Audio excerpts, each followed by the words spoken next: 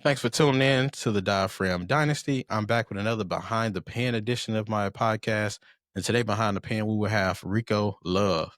Now, if you don't know Rico Love, you know his tagline, Turn the Lights On. He always used to have that tagline, and he was one of few songwriters that actually had a tagline because I'm not sure. I know a lot of producers have taglines, and he does work as a producer as well. But he did have that tagline that lets you know that he wrote it or he was on that song.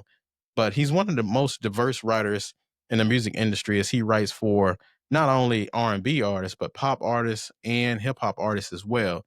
So he writes for the smaller, celebrities, stars in the game, and he writes for the bigger stars as well. And he's released some of the biggest singles in music history, just to be, just coming from a traditional R&B standpoint, but he's able to write for so many different genres and be so diverse with his pen. Um, but his most successful song on the Billboard charts was Nelly's "Just a Dream," which that's a rapper and he wrote for, but it was a more melodic type rap song. So he does have that under his belt. But he has so many great hits that he's wrote for other artists, and he did release a solo project for himself, which I'll get into in a little bit. But as a songwriter, it's not so much about what you can write for yourself, but what can you give to other artists.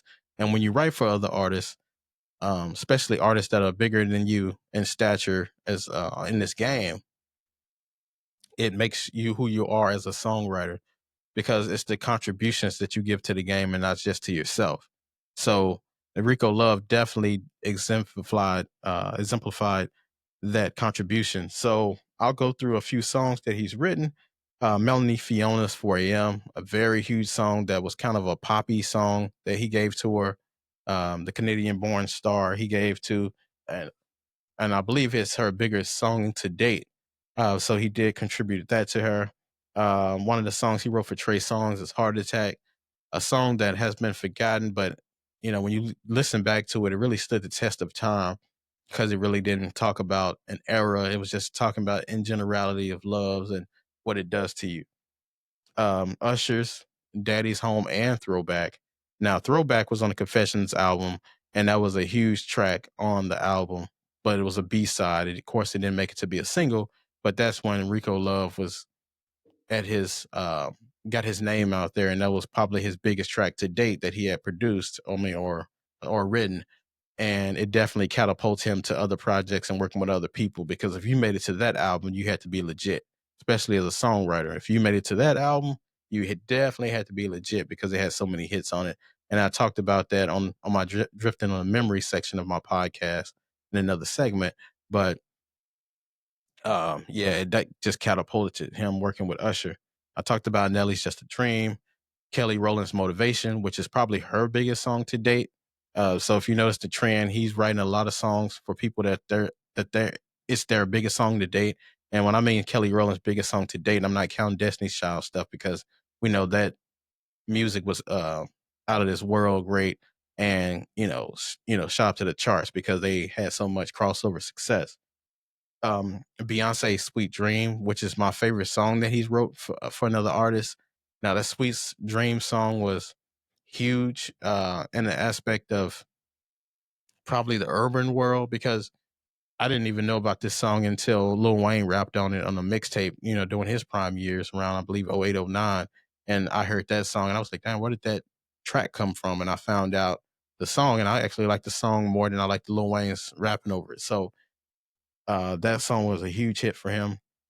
Pleasure P, Boyfriend Number Two, which might be his second biggest song, because Under, that was written by Tank, was Grammy nominated. So I'm not sure which song is the more successful song, but this was definitely one of the two songs that Pleasure P had that was big for him.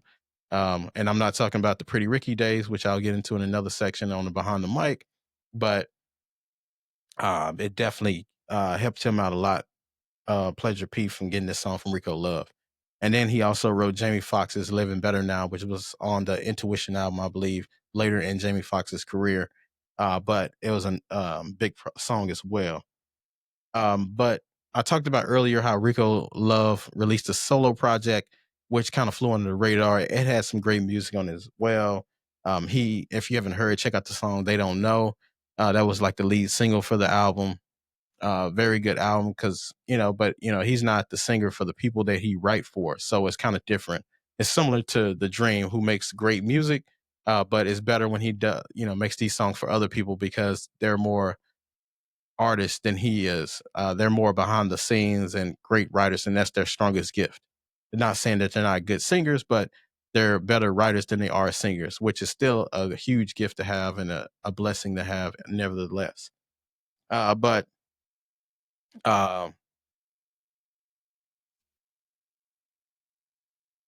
yeah, so it's when you have to check out the Rico Love, his artistry, and um, he writes similar to The Dream, in my opinion.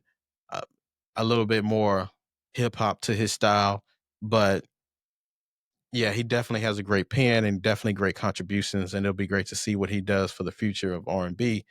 And like I said before, if you haven't heard his music or heard the songs that he's written, definitely check him out.